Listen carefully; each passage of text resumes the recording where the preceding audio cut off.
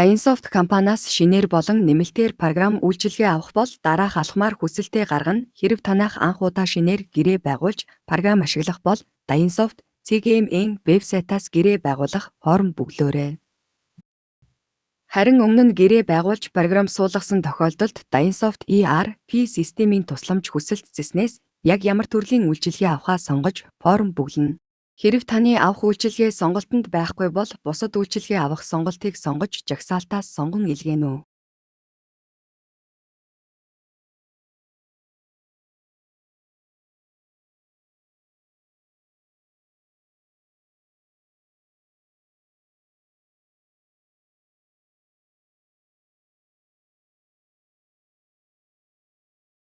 Таны хүсэлт хариуцсан ажилтнанд хуваарлагдаж тантай эргэн холбогдох болно. Танд амжилт хүсье.